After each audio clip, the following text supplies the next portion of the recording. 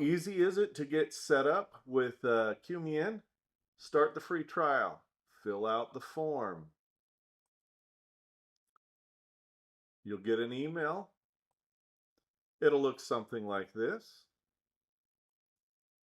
You want to click Verify Email and start trial. You will then get a confirmation that looks something like this. You will also get another email with your credentials that you'll need to use to log into your tenant. You want to log into your portal, click Sign In.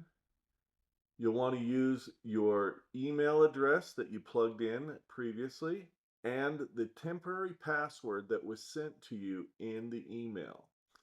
Then, of course, you'll want to generate or create a new strong password. Here, you'll be logged into your trial of QueueMeIn. Thanks.